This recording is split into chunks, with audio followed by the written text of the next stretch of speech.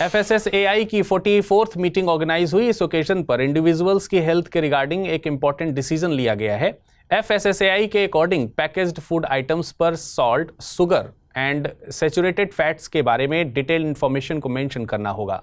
इसके लिए food safety and standards labelling and display regulations 2020 में अमेंडमेंट को अप्रूव कर दिया गया है। देखिए, ऐसा नहीं है कि ये इंफॉर्मेशन पैकेज्ड फूड आइटम्स पर पहले अवेलेबल नहीं थी।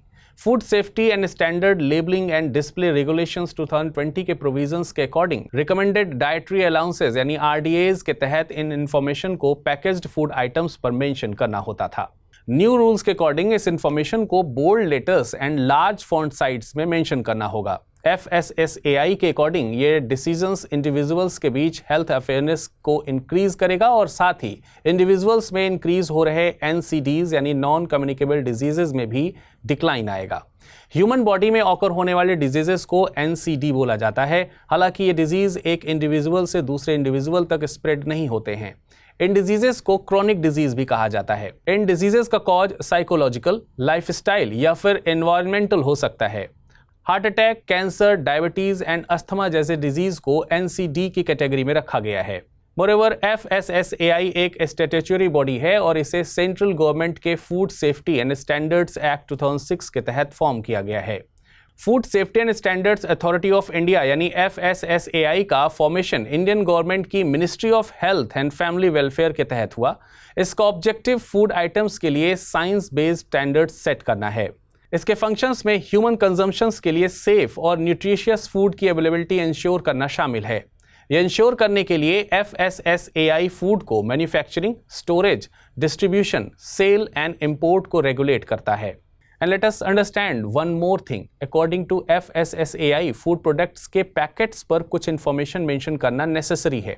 इनमें name of food products, ingredients used, nutritional information, mark of vegetarian and non vegetarian, मतलब ग्रीन कलर मार्क का यूज वेज के लिए और रेड कलर मार्क का यूज नॉन वेज के लिए होता है। फूड एडिटिव्स यानी ये सब्सटेंस टेस्ट और फूड की अपीयरेंसेस को एनहांस करने के लिए यूज किए जाते हैं। इसके अलावा weight, date of manufacturing, date of expiry, imported food packets पर कंट्री ऑफ ओरिजिन की जानकारी भी शामिल है। साथ ही इसके अलावा इंस्ट्रक्शंस ऑफ यूज की भी जानकारी देनी होती है। UPSC has also asked a question on this in the year 2016. The question was, as per the Food Safety and Standard Packaging and Labeling Regulations 2011, in respect of pre-packaged goods in India, which of the following information is mandatory for a manufacturer to display on the main label? List of ingredients, including additives, nutritional information, recommendations, if any, given by the medical professions regarding the possibilities of an allergic reaction, or vegetarian or non-vegetarian. Select the correct answer using the code given below. 1, 2 and 3 only 2, 3 and 4, only 1, 2 and 4, and only 1 and 4. And the correct answer is option number C, only 1, 2 and 4. India और UK दोनों ही countries में general elections complete हो चुके हैं। India में prime minister Narendra Modi ji ने अपनी थर्ड इनिंग्स शुरू कर दी है। वहीं यूके में 14 ईयर के बाद लेबर पार्टी एक बार फिर से पावर में आ गई है। केयर स्टमर यूके के प्राइम मिनिस्टर बन गए हैं। इन सब के बीच हर कोई कंसर्न था कि FTA यानी फ्री ट्रेड एग्रीमेंट की ऑन गोइंग टॉक्स अब क्या होगी, लेकिन अब clouds of doubts are moving away. Official information के तहत इशू पर इंडिया एंड यूके के सीनियर ऑफिशियल्स मीटिंग कर सकते हैं। इंडिया और यूके के बीच FTA को लेकर जनवरी 2022 में ही कन्वर्सेशंस स्टार्ट हो चुकी थी, लेकिन दोनों ही कंट्रीज में इलेक्शंस की वजह से कन्वर्सेशंस हॉल्ट पर आ गई थी। Let us inform you that India and UK की बायलैटरल ट्रेड का फिगर $21.34 बिलियन तक पहुंच गया है। गुड्स एंड सर्विस सेक्टर में दोनों कंट्रीज के बीच कुछ इश्यूज पर कन्वर्सेशंस अभी भी पेंडिंग है। फॉर एग्जाम्पल, इंडिया की डिमांड है कि यूके के IT and health care sector में इंडियन स्किल्ड प्रोफेशनल्स को ज़्यादा एक्सेस मिलना चाहिए। सिमिलरली, इंडिया कुछ प्रोडक्ट्स के लिए यूके के मार्केट में ज़ीरो ड्यूटी के साथ एक्सेस करना चाहता है। वहीं दूसरी तरफ UK scotch whisky, chocolates, electric vehicles जैसे प्रोडक्ट की इंपोर्ट ड्यूटी में सिग्निफिकेंट रिडक्शन चाहता है। साथ ही UK telecommunication, legal and financial services जैसी कुछ सर्विस के लिए इंडियन मार्केट्स में ज़्यादा एक्सेस या यूं कहें कि ज़्यादा रीच चाहता है। इसके अलावा कुछ नॉन ट्रेडिशनल इश्यूज भी हैं जिन्हें यूके एफटीए में इंक्लूड करना चाहता है, जैसे labour, environment and intellectual property rights यानी आईपीआर।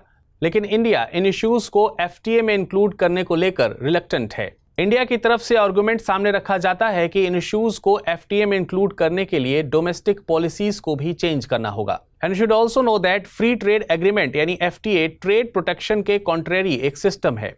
एफटीए में इंटरनेशनल ट्रेड के लिए दो कंट्रीज के बीच ट्रेड बैरियर्स को रिड्यूस करने के लिए काम किया जाता है। यूपीएससी का प्रिपरेशन कर रहे हैं आप, तो क्या स्टडी IQ IAS के प्रीलिम्स टू इंटरव्यू बैच यानी P2I बैच के बारे में जानते हैं? देखिए, P2I बैच में मिलती हैं आपको 1000+ आवर्स की live classes, PT and mains test series and crash course, daily current affairs and CSAT classes.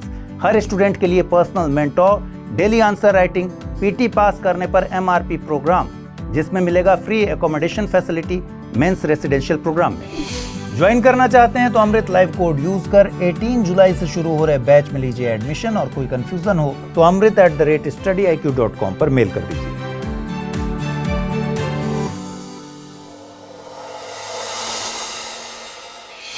Supreme court ने पर्सन्स विद डिसेबिलिटीज के साथ विजुअल मीडिया एंड फिल्म्स में होने वाले डिस्क्रिमिनेशन को प्रिवेंट करने के लिए गाइडलाइंस इशू की हैं। Chief justice of India DY Chandrachud की बेंच ने पर्सन्स विद डिसेबिलिटी को फिल्म इंडस्ट्री एंड मीडिया में स्टीरियोटाइप किए जाने पर अपना ऑब्जेक्शन जताया है। इस डिसीजन को पाथ ब्रेकिंग बताया जा रहा है।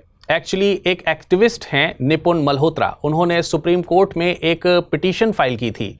इनके अकॉर्डिंग सोनी पिक्चर्स द्वारा प्रोड्यूस की गई फिल्म आंख मिचौली में पर्सन्स विद डिसेबिलिटी को इनसेंसिटिव मैनर में दिखाया गया है। सुप्रीम कोर्ट के according historically persons with disability को कॉमिक इंडिविजुअल्स के जैसे डिस्क्राइब करने और उनकी इमेज को निगेटिवली अफेक्ट करने वाले वर्ड्स को यूज किया जाता रहा है। कोर्ट ऑर्डर के अकॉर्डिंग फिल्म मेकर्स को पर्सन विद डिसेबिलिटी की करेक्ट मेडिकल कंडीशन दिखानी चाहिए, उनके बारे में मिसलीडिंग इंफॉर्मेशन नहीं दिखानी चाहिए। हिस्टोरिकली पर्सन विद डिसेबिलिटी के फॉल्स रिप्रेजेंटेशन से उन्हें काफी हार्म हुआ है। इसके अलावा सिर्फ पर्सन्स विद डिसेबिलिटी के चैलेंजेस को दिखाना एप्रोप्रिएट नहीं है, उनकी सक्सेस की स्टोरीज और उनके टैलेंट को हाईलाइट करना भी जरूरी है। And should also know that disability को किसी एक डेफिनेशन में इंक्लूड करना पॉसिबल नहीं है, लेकिन centre for disease control and prevention के अकॉर्डिंग डिसेबिलिटी एक फिजिकल एंड मेंटल कंडीशन है जिसमें एक इंडिविजुअल कुछ एक्टिविटीज नहीं कर पाता, साथ ही दूसरे इंडिविजुअल से इंटरेक्ट करने में भी उसे प्रॉब्लम होती है। There are many types of disabilities. Disabilities में इंडिविजुअल का vision, movement, thinking power, memory, ability to learn, power to talk, ability to listen, mental health and social relationships affect होते हैं। प्रेगनेंसी के दौरान होने वाले डेवलपमेंट्स भी डिसेबिलिटीज के लिए रिस्पॉन्सिबल होते हैं। डाउन सिंड्रोम जैसे डिजीजेस के लिए क्रोमोसोम्स डिसऑर्डर रिस्पॉन्सिबल हो सकते हैं। प्रेगनेंसी के दौरान मदर का किसी भी वायरस के साथ कांटेक्ट में आना रूबेला जैसे डिजीज की वजह बन सकता है।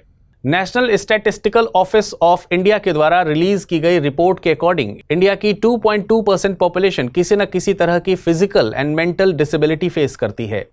2011 के सेंसस तक लोगों से 7 टाइप्स ऑफ डिसेबिलिटीज के बारे में क्वेश्चंस पूछे जाते थे।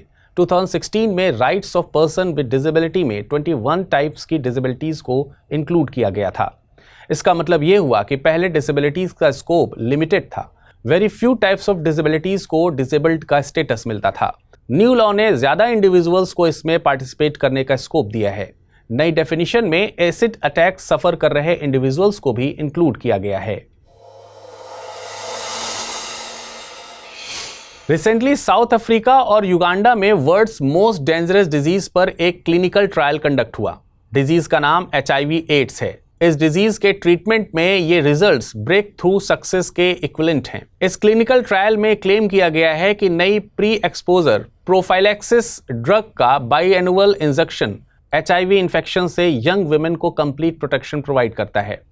You should also know that इस क्लिनिकल ट्रायल में 5000 पार्टिसिपेंट्स ने एनरोल किया था। इन पार्टिसिपेंट्स को युगांडा की 3 प्लेसेस एंड साउथ अफ्रीका की 25 प्लेसेस से लिया गया था। इस क्लिनिकल ट्रायल में लेंकापेविर और दूसरी ड्रग्स की एफिकेसी को टेस्ट किया गया।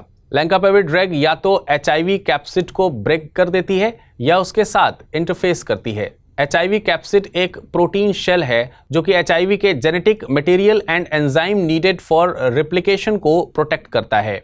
इसकी वजह से लेंकापेविर को फ्यूजन कैप्सिड इनहिबिटर भी कहा जाता है। लेंकापेविर इंजेक्शन को हर 6 मंथ्स में एक बार अंडर द स्किन इंजेक्ट करने के लिए रिकमेंडेड किया जाता है। लेंकापाविर के अलावा ट्रुवाडा एंड डेस्कोवी को भी क्लिनिकल ट्रायल्स में टेस्ट किया गया था।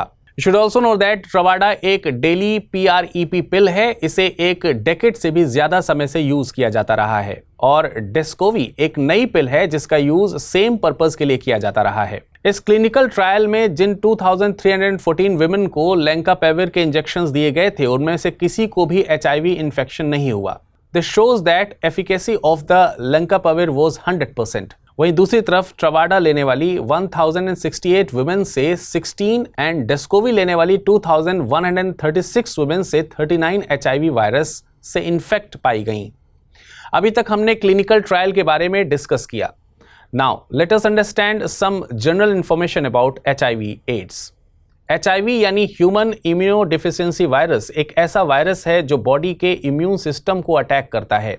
अगर इसे ट्रीट ना किया जाए तो it can cause AIDS, that mean acquired immunodeficiency syndrome.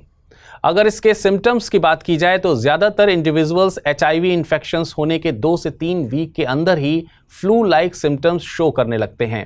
Symptoms कुछ दिनों तक या फिर सेवरल वीक्स तक लास्ट करते हैं, पर सिर्फ इन सिम्टम्स की वजह से HIV इन्फेक्शन की ऑकरेंस कंफर्म नहीं हो जाती, क्योंकि दूसरे डिजीज भी इसी तरह के सिम्टम्स शो कर सकते हैं।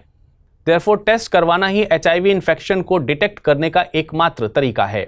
ज़्यादातर इंडिविजुअल्स को नेचुरल या unnatural sexual relations, used needle, syringe या इंजेक्शंस के थ्रू HIV इन्फेक्शन हो जाता है। One thing you should also keep in mind कि केवल कुछ ही बॉडी फ्लूइड्स होते हैं जो HIV को ट्रांसमिट कर सकते हैं, जैसे blood, semen, pre seminal fluid, rectal fluid, vaginal fluids and breast milk.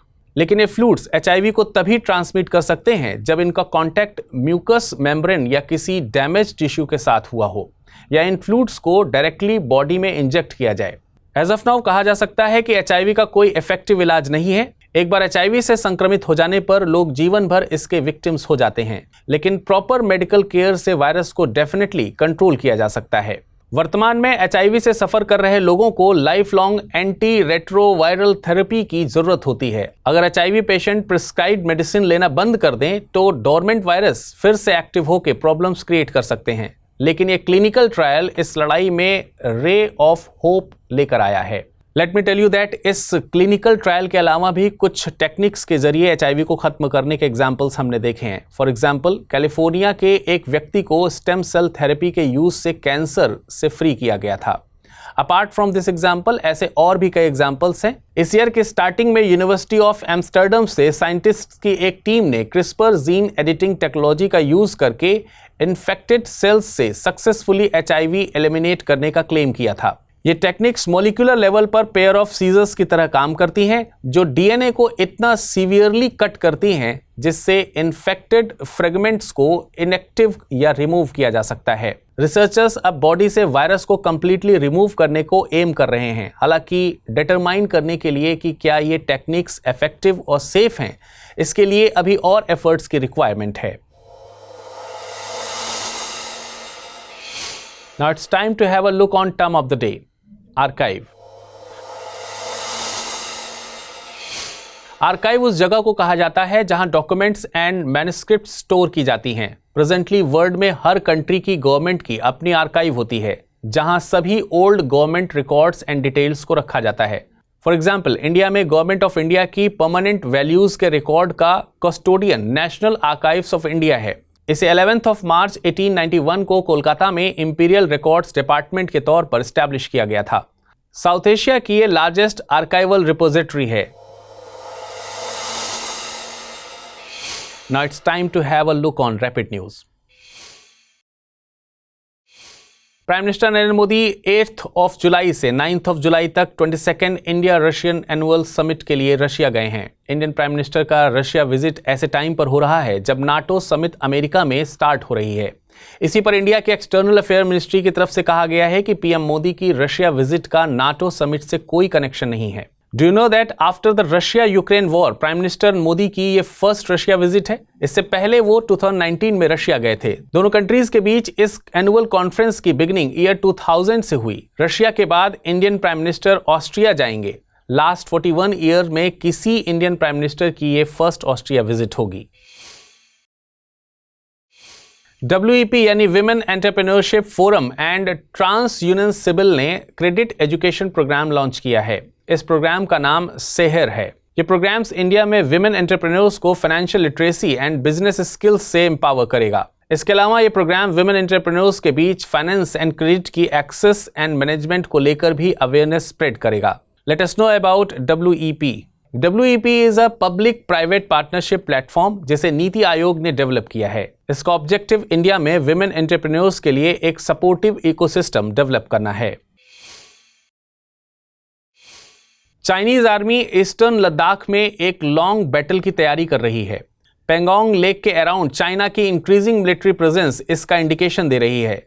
नई सैटेलाइट इमेज के अकॉर्डिंग इस एरिया के around large scale underground bunkers and strong shelters को डेवलप किया गया है। पेंगोंग लेक को पेंगोंग त्सो भी कहा जाता है। यह हिमालयाज की एक इनलैंड लेक है जो 4350 मीटर्स के अल्टीट्यूड के अराउंड सिचुएटेड है। पेंगोंग लेक वर्ल्ड का one of the highest salt water lake है। लेक का 1/3 पोर्शन इंडिया में है एंड 2/3 चाइना में है। ये लेक अपनी कलर चेंजिंग के लिए भी पॉपुलर है। इसका कलर अलग अलग समय पर ब्लू, ग्रीन एंड रेड हो जाता है। ये लेक इंडिया एंड चाइना के बीच डिस्प्यूटेड एरिया में लोकेटेड है।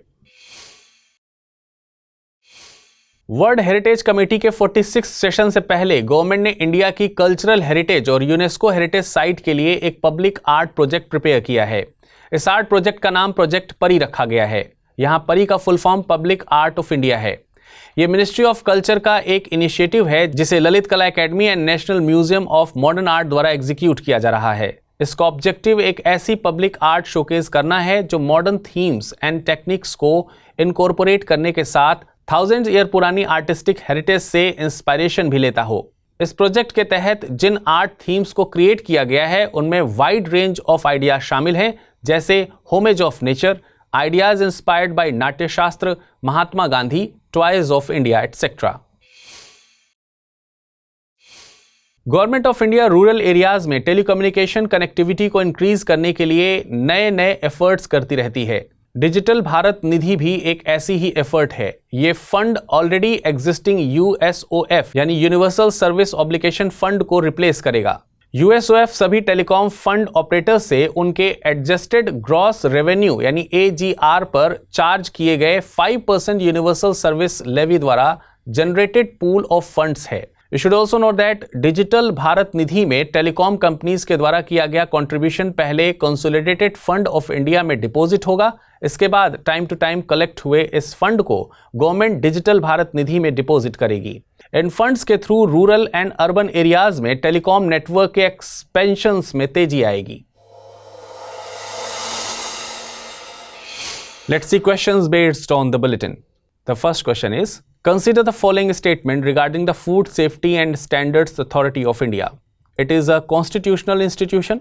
It has been formed under the Ministry of Health and Family Welfare of Government of India. Choose the correct statements from the above. Only one, only two, both one and two, neither one nor two. Next question is, Project Pari is related to which field? Art and culture, education, development of Hindi language, health development for newborns. Now it's time to question based on previous bulletin. The first question is, Sampurnta Abhiyan has been launched by which of the following organizations? National Green Tribunal, Niti Aayog, Coal India, Reserve Bank of India. The correct answer is option B, Niti Aayog. The next question is, India has manufactured Kalashnikov AK-203 assault rifle in partnership with which country? France, Russia, USA or Israel? The correct answer is option B, Russia. Recently prime minister Narendra Modi ने बताया कि government of India ने Russia में 2 नए consulates open करने का decision लिया है। यह डिसीजन रशिया के साथ ट्रैवल एंड ट्रेड को और स्ट्रेंथन करेगा।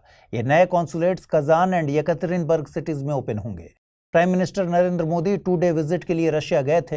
प्राइम मिनिस्टर ने रशियन प्रेसिडेंट पुतिन के साथ 22nd India Russia annual summit में पार्टिसिपेट करने के लिए रशिया का दौरा किया। It is noteworthy that after Moscow's attack on Ukraine ये इंडियन प्राइम मिनिस्टर की फर्स्ट रशियन विजिट है। Let's get back to the news. येकतरिनबर्ग Russia की 4th लार्जेस्ट सिटी है, जो एक इंपॉर्टेंट इकोनॉमिक सेंटर के तौर पर भी इमर्ज हुई है। ये यूराल फेडरल डिस्ट्रिक्ट की लार्जेस्ट सिटी है एंड रशिया की one of the main cultural and industrial centres में से एक है। ये city Volga Ural region and Siberia के बीच आइसेट रिवर पर लोकेटेड है। येकतरिनबर्ग की पॉपुलेशन 1.5 मिलियन के अराउंड है। येकतरिनबर्ग को रशिया का 3rd कैपिटल भी कहते हैं क्योंकि ये सिटी अपने economy, culture, transportation and tourism के साइज के रेस्पेक्ट में रशिया में 3rd पोजीशन पर आती है। ये अपने कंस्ट्रक्टिविस्ट आर्किटेक्चर के लिए फेमस है। येकतरिनबर्ग को Russian capital of street art भी कंसिडर किया जाता है। वहीं वोल्गा एंड कजांका रिवर्स के कॉन्फ्लुएंस पर लोकेटेड कजान रशिया का एक कल्चरल एंड एजुकेशनल सेंटर है। इसके अलावा कजान रशिया का इमर्जिंग इकोनॉमिक सेंटर भी है। कजान रशिया की 5th लार्जेस्ट सिटी है। इसके अलावा रशिया इस साल अक्टूबर में कजान में ही ब्रिक्स समिट होस्ट करेगा। You should also know that presently Russia में इंडिया के 2 consulates Saint Petersburg and Vladivostok में लोकेटेड है। रिसेंटली साइंटिस्ट्स का इंटरेस्ट अर्थ के कोर में काफी इंक्रीज हो गया है। इस इंटरेस्ट के पीछे का रीजन भी बड़ी यूनिक है। साइंटिस्ट्स का कहना है कि अर्थ के इनर कोर की स्पीड स्लो डाउन हो गई है और वो अपोजिट डायरेक्शन में रोटेट हो रही है। अब ये तो कंफर्म है कि अर्थ के इनर कोर की स्पीड स्लो डाउन होने और इसके अपसाइड डाउन रोटेशन से कुछ इफेक्ट्स तो जरूर सामने आएंगे। ये समझने से पहले कि इन चेंजेस का इंपैक्ट क्या होगा, हम अर्थ की कोर के बारे में कुछ बेसिक इंफॉर्मेशन को देखते हैं। देखिए, हमारी अर्थ मेनली 3 लेयर्स से बनी है, ठीक उसी तरह जैसे ओनियन की लेयर्स होती है। अब लेयर्स की थिकनेस डिफरेंट है। फर्स्ट लेयर है crust, then second one is mantle और थर्ड लेयर है central part that is core. Now if you talk about crust, then earth के अपर मोस्ट पार्ट को कहते हैं क्रस्ट। इसकी एवरेज थिकनेस है 34 किलोमीटर के अराउंड। ये मेनली बसाल्ट रॉक से बनी है। क्रस्ट के भी 2 पार्ट्स हैं, first is sial and second one is sima. Sial region में सिलिकॉन एंड एल्यूमिनियम की, वहीं सीमा रीजन में सिलिकॉन एंड मैग्नीशियम की अबंडेंस है। क्रस्ट के बाद मेंटल की बात करें तो इसकी थिकनेस है 2900 किलोमीटर। ये एरिया मेनली बसाल्ट रॉक से बना है। मेंटल वाले पार्ट में मैग्मा चैम्बर्स भी होते हैं। इसने अर्थ की टोटल वॉल्यूम का 83% ऑक्यूपाई किया हुआ है।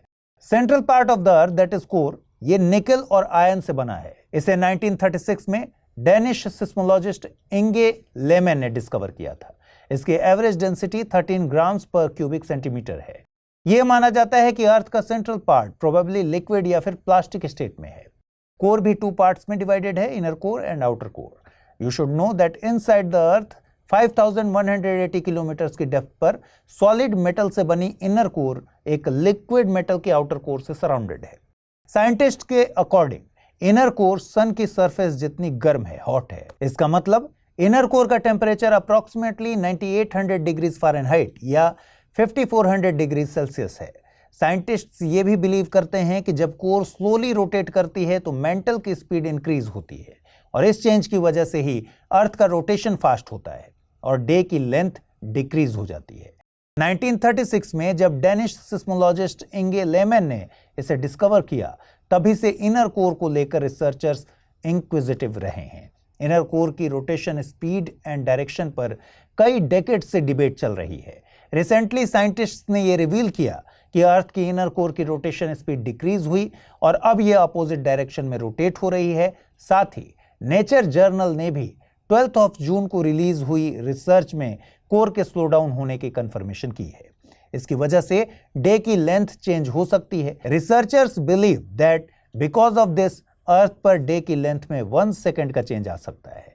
You should also know that earth की इनर कोर आउटर फॉर्म के रिलेटिव इंडिपेंडेंट तरीके से रोटेट करती है। आप इसे ऐसे समझ सकते हैं जैसे एक स्मॉल बॉल लार्ज बॉल के अंदर मूव कर रही हो। हाउएवर व्हाई दिस हैपेंस, इसकी कंफर्मेशन किसी के पास नहीं है। मध्य प्रदेश का माधव नेशनल पार्क एक बार फिर से लाइमलाइट में है। इस बार ये नेशनल पार्क एक वॉल की वजह से लाइमलाइट में आया है। एक्चुअली फॉरेस्ट डिपार्टमेंट ह्यूमन और वाइल्ड एनिमल्स के प्रोटेक्शन के लिए शिवपुरी में एक ह्यूज वॉल बिल्ड कर रहा है। इस वॉल की लेंथ 13.5 किलोमीटर है और इसकी हाइट है 12 फीट। ये वॉल माधव नेशनल पार्क में पार्क और सिटी के बीच में बन रही है। ह्यूमन एनिमल कॉन्फ्लिक्ट को खत्म करने के लिए ऐसा किया जा रहा है। After Panna in Madhya Pradesh and Sariska in Rajasthan, Shivpuri का माधव नेशनल पार्क इंडिया का थर्ड ऐसा नेशनल पार्क है जहां 1990 में टाइगर्स पूरी तरह से एक्सटर्मिनेट हो चुके हैं। इसके बाद इनको रिहैबिटेट करने के लिए यहाँ रिगरस एफर्ट्स किए जा रहे हैं। इन एफर्ट्स के तहत मार्च 2023 में 2 फीमेल एंड 1 मेल टाइगर को पन्ना, बांधवगढ़ और कान्हा टाइगर रिजर्व से यहाँ शिफ्ट किया गया था। It is noteworthy that Madhav national park को रीपॉपुलेट करने के लिए सभी पॉसिबल मेजर्स लिए जा रहे हैं। चीता प्रोजेक्ट से एसोसिएटेड कूनो नेशनल पार्क की क्लोज एफिनिटी में होने की वजह से माधव नेशनल पार्क भी फ्यूचर में वाइल्ड लाइफ टूरिज्म का हब बन सकता है। माधव नेशनल पार्क मध्य प्रदेश के ग्वालियर डिवीजन में लोकेटेड है, शिवपुरी डिस्ट्रिक्ट में। 1958 में इसे नेशनल पार्क का स्टेटस मिला और इसका नाम ग्वालियर के महाराजा माधव राव सिंधिया के नाम पर माधव नेशनल पार्क कर दिया गया। इस पार्क में इंडियन चिंकारा और चीतल लार्ज नंबर्स में प्रेजेंट हैं। इसके अलावा nilgai, sambar, chausingha, black buck, sloth bear, leopard, tiger, cheetah और साधारण लंगूर इस पार्क में अवेलेबल हैं। You should also know that Manihar river flows through this park. इस नेशनल पार्क में कई सारे स्मॉल एंड बिग पॉन्ड्स हैं, but Sankhya Sagar lake water का बिगेस्ट सोर्स है। इस नेशनल पार्क को माधव राव सिंधिया के लिए एक हंटिंग ग्राउंड के लिए बिल्ड किया गया था। Sankhya Sagar lake was declared as Ramsar site in 2022। इसके अलावा मनिहार रिवर पर डैम बनाकर एक स्मॉल रिजर्वायर भी बिल्ड किया गया था जिसे माधव सागर कहते हैं। इस नेशनल पार्क की एक और स्पेशल बात है, माधव नेशनल पार्क में 484 मीटर्स की हाइट पर एक मैग्निफिसेंट जॉर्ज कैसल भी बिल्ड किया गया है। इसे बिल्ड करने की स्टोरी बड़ी इंटरेस्टिंग है। 1911 में माधवराव सिंधिया ने यूनाइटेड किंगडम के किंग जॉर्ज V के ओवरनाइट स्टे के लिए अपने इस हंटिंग ग्राउंड में एक पैलेस बनवाया था। अपने इंडिया विजिट पर जॉर्ज V यहाँ टाइगर हंट करना चाहते थे। हाउएवर किंग ने वहां पहुंचने से पहले ही एक टाइगर को शूट किया और फिर उसके बाद किंग ने जॉर्ज कैसल में स्टे नहीं किया। रिसेंटली नेशनल स्टैटिस्टिकल ऑफिस के अनइनकॉर्पोरेटेड सेक्टर एंटरप्राइजेस के एक सर्वे की रिपोर्ट रिलीज हुई है। इस रिपोर्ट को 2015-16 टू 2022-23 के बीच कंडक्ट हुए सर्वे के बेसिस पर प्रिपेयर किया गया है। ये रिपोर्ट हमारी कंट्री में अनऑर्गेनाइज्ड सेक्टर में एम्प्लॉयमेंट की बात करती है। नेशनल स्टैटिस्टिकल ऑफिस NSO के सर्वे से रिवील होता है कि डिफरेंट स्टेट्स की डिफरेंट कंडीशंस की वजह से अनऑर्गेनाइज्ड सेक्टर में एम्प्लॉयमेंट सिचुएशन वेरी करती है। कुछ स्टेट्स में तो एम्प्लॉयमेंट अपॉर्चुनिटीज इंक्रीज हुई हैं, वहीं कुछ स्टेट्स में एम्प्लॉयमेंट अपॉर्चुनिटीज डिक्रीज हुई हैं। सर्वे ये भी बताती है कि इकोनॉमिकली वीकर स्टेट्स ने एम्प्लॉयमेंट अपॉर्चुनिटीज में इंप्रूवमेंट शो किया है, वहीं comparatively larger and prosperous states में एम्प्लॉयमेंट अपॉर्चुनिटीज में डिक्लाइन देखा गया। इस रिपोर्ट के अकॉर्डिंग 7 इयर्स में अनऑर्गेनाइज्ड सेक्टर की बात करें तो 13 out of 28 states and 3 union territories इसमें एम्प्लॉयमेंट में डिक्लाइन आया है। NSO के according Bengal, Karnataka, Tamil Nadu and UP जैसे ज्यादातर लार्जर स्टेट्स में अनऑर्गेनाइज्ड सेक्टर में एम्प्लॉयमेंट शार्पली डिक्लाइन हुआ है। अगर स्टैटिस्टिक्स की बात करें तो वेस्ट बंगाल में अनऑर्गेनाइज्ड सेक्टर में 30 lakh individuals have lost their jobs. West Bengal के बाद कर्नाटका में 13 लाख, तमिलनाडु में 12 लाख, उत्तर प्रदेश में 7.91 लाख, केरला में 6.40 लाख, असम में 4.94 एंड तेलंगाना में 7.91 लाख जॉब्स डिक्रीज हुई हैं। Now let's talk about union territories. Delhi में इन 7 इयर्स में जॉब्स 23 लाख से रिड्यूस होकर 19 लाख हो गई। वहीं चंडीगढ़ में 51,000 जॉब्स रिड्यूस हुई और पुदुचेरी में 32,000 जॉब्स रिड्यूस हुई। J&K और लद्दाख का डेटा अवेलेबल नहीं है। हालांकि ये रिपोर्ट इंक्रीज इन जॉब्स की भी बात करती है। NSO के अकॉर्डिंग इकोनॉमिकली वीक कंसीडर किए जाने वाले कुछ स्टेट्स में इन 7 इयर्स में एम्प्लॉयमेंट इंक्रीज भी हुआ है। डेटा की बात करें तो महाराष्ट्र में लास्ट 7 इयर्स में अनऑर्गेनाइज्ड सेक्टर में 24 लाख न्यू जॉब्स क्रिएट हुई। इसके अलावा गुजरात में 7.62, ओडिशा में 7.61 और राजस्थान में 7.56 लाख जॉब्स इंक्रीज हुई। वहीं मध्य प्रदेश और बिहार दोनों ही में 6 लाख नए जॉब क्रिएट हुए। पंजाब, हरियाणा एंड झारखंड में भी एम्प्लॉयमेंट अपॉर्चुनिटीज इंक्रीज हुई हैं। जून में अनइनकॉर्पोरेटेड सेक्टर एंटरप्राइजेस की फैक्टशीट के बेसिस पर बिजनेस स्टैंडर्ड ने रिपोर्ट किया था कि 2022-23 में अक्रॉस द कंट्री 2015-16 के कंपैरिजन में अनऑर्गेनाइज्ड सेक्टर में 17 लाख जॉब्स डिक्रीज हो गई और टोटल 10.96 करोड़ जॉब्स रह गई। इकोनॉमिक एक्सपर्ट्स के अकॉर्डिंग अनऑर्गेनाइज्ड सेक्टर में जॉब्स उन स्टेट्स में इंक्रीज हुई हैं जहां एग्रीकल्चर सेक्टर स्मॉल है और इंडस्ट्रियल सेक्टर लार्ज है।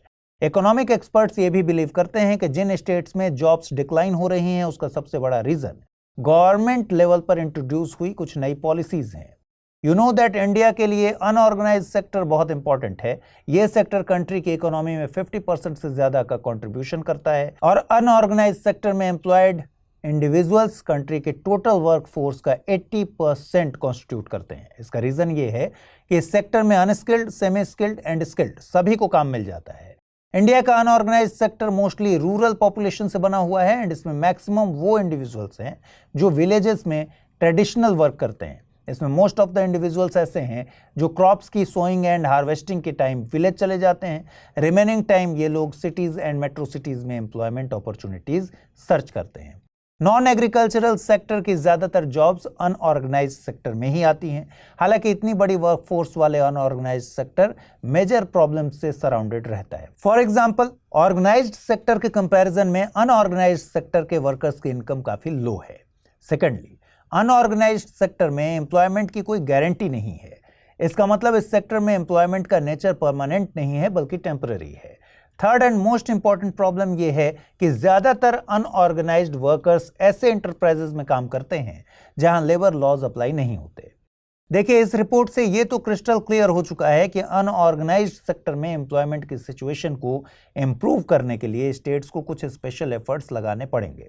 इसके अलावा पॉलिसी मेकर्स को भी इस सेक्टर में एम्प्लॉयमेंट इंक्रीज करने के लिए कॉन्क्रीट मेजर्स लेने होंगे। आइए देखते हैं टर्म ऑफ द डे में क्या है खास। आज का टर्म ऑफ द डे है Ayagar system. Ayagar system is related to Vijayanagara empire. इस एम्पायर में every village was organised as an independent unit. इसका ऑब्जेक्टिव एडमिनिस्ट्रेशन को प्रॉपरली रन करना था। अब इन रूरल एडमिनिस्ट्रेटिव यूनिट्स को रन करने के लिए 12 ऑफिसर्स को अपॉइंट किया जाता था। इन ऑफिसर्स को कलेक्टिवली आयगर बोलते थे, कई जगह इन्हें आयंगर बोलते थे। इनकी पोजीशन हेरिडेटरली बेस्ड थी। मोस्ट इंपॉर्टेंट बात यह है कि आयगर्स अनपेड होते थे। इसका मतलब इन्हें सैलरी नहीं मिलती थी। ऑल्दो अपने काम के लिए विजयनगर गवर्नमेंट इन्हें टैक्स फ्री या फिर रेंट फ्री लैंड प्रोवाइड करती थी। आइए अब देखें आज के रैपिड न्यूज में क्या है खास। यूनियन कैबिनेट ने biodiversity beyond national jurisdiction BBNJ agreement को साइन करने का अप्रूवल दे दिया है। BBNJ ट्रीटी एक कंट्री को उसके एक्सक्लूसिव इकोनॉमिक जोन के बियॉन्ड एरियाज में स्ट्रेटजिक प्रेजेंस बढ़ाने की परमिशन देती है। इसे हाई सीज ट्रीटी भी बोलते हैं। ये United Nations convention on the law of the sea के तहत एक इंटरनेशनल ट्रीटी है। हाई सी एरियाज में मरीन बायोडायवर्सिटी के कंजर्वेशन को लेकर कंसर्न्स जो हैं उन्हें एड्रेस करना इस ट्रीटी का ऑब्जेक्टिव है। मोर इंपॉर्टेंटली, ये treaty international cooperation and coordination के थ्रू मरीन बायोडायवर्सिटी के सस्टेनेबल यूज के मैकेनिज्म्स को भी सेट करती है। अक्रॉस द कंट्री 10,000 FPOs यानी फार्मर प्रोड्यूसर ऑर्गेनाइजेशंस एस्टैब्लिश करने का टारगेट था। अराउंड 8800 FPOs एस्टैब्लिश हो चुके। Union minister of agriculture and farmers welfare ने ये इंफॉर्मेशन शेयर की। FPOs का establishment ministry of agriculture and farmers welfare की scheme for formation and promotion of 10,000 farmer producer organisations के तहत हो रहा है। ये एक सेंट्रल सेक्टर स्कीम है। इस स्कीम के तहत हर FPO को 5 इयर्स के टाइम पीरियड के लिए असिस्टेंस प्रोवाइड की जाती है। FPO को फार्मर प्रोड्यूसर कंपनी के नाम से भी जाना जाता है। FPO प्राइमरी प्रोड्यूसर्स जैसे farmers, milk producers, fisherman, rural artisans and craftsman द्वारा फॉर्म की गई ऑर्गेनाइजेशन है। गौतम अडानी को केरला के विझंजम पोर्ट के लिए लेटर ऑफ अवार्ड मिला है। यह पोर्ट एक्सक्लूसिव ट्रांसशिपमेंट पोर्ट होने के अलावा कंट्री का first semi automatic container terminal भी है। विझंजम पोर्ट एक ग्लोबल बंकरिंग हब भी बनेगा जो हाइड्रोजन और अमोनिया जैसे क्लीन एंड ग्रीन फ्यूल्स की सप्लाई करेगा। कंप्लीशन के बाद ये पोर्ट वर्ल्ड का one of the largest green port होगा। ये पोर्ट स्ट्रेटेजिकली लोकेटेड है क्योंकि ये Europe, Persian gulf and far east को कनेक्ट करने वाले इंटरनेशनल शिपिंग रूट से सिर्फ 10 नॉटिकल माइल्स के डिस्टेंस पर है। You should also know that transshipment port एक ऐसे ट्रांजिट सेंटर को बोलते हैं जहां गुड्स को शिप से दूसरी शिप में ट्रांसफर किया जाता है ताकि फाइनल डेस्टिनेशन तक पहुंचा जा सके। HCL टेक के चेयरमैन रोशनी नदार मल्होत्रा को फ्रांस के हाईएस्ट सिविलियन अवार्ड से ऑनर किया गया है। This award is known as the legion of honour. Roshni Nadar ने अवार्ड रिसीव किया है वो knight of the legion of honour है। लीजन डी ऑनर यानी लीजन ऑफ ऑनर को स्टैब्लिश 1802 में नेपोलियन बोनापार्ट ने किया था। इस अवार्ड को 5 डिग्रीज में डिवाइड किया गया है जिसमें knight, officer, commander, grand officer and grand cross include है। इनमें से ग्रैंड क्रॉस हाईएस्ट डिग्री है। Indian prime minister Narendra Modi has been awarded with the grand cross of the legion of honour.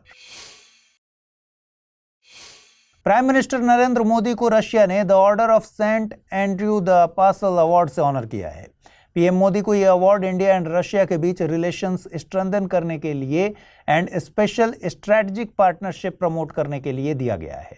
The Order of Saint Andrew the Apostle Russia का highest civilian honour है जिसे outstanding contribution देने वाले Russian citizens and world के prominent leaders को दिया जाता है। इसे जार पीटर द ग्रेट ने 1698 में सेंट एंड्रयू के ऑनर में स्टैब्लिश किया था। यह अवार्ड सिर्फ आउटस्टैंडिंग सिविल या मिलिट्री मेरिट के लिए ही दिया जाता है। आइए देखें आज के एपिसोड पर बेस्ड क्वेश्चंस क्या हैं। First question is consider the following statements related to Madhav national park.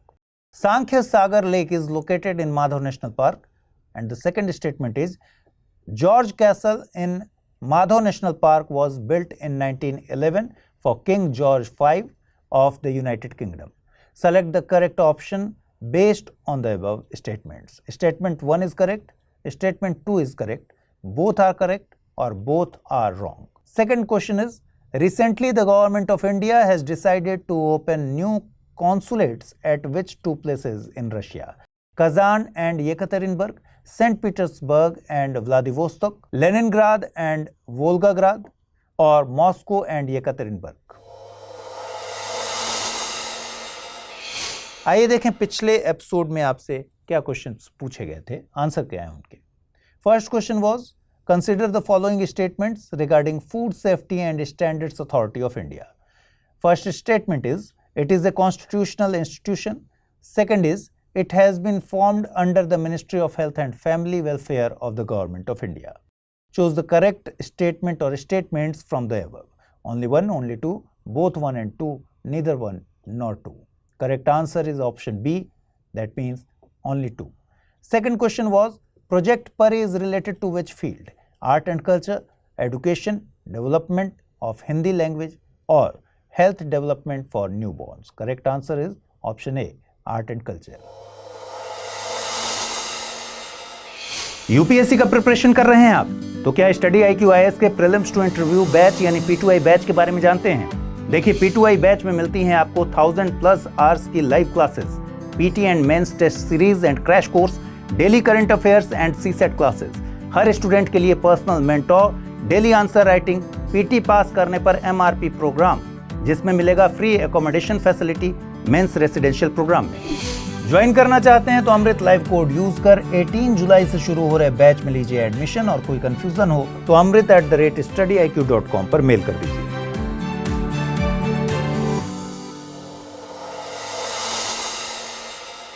Supreme court ने एक हिस्टोरिक डिसीजन दिया है। इस डिसीजन के अकॉर्डिंग डाइवोर्स्ड मुस्लिम वुमेन भी एलिमनी के लिए एंटाइटल्ड होंगी।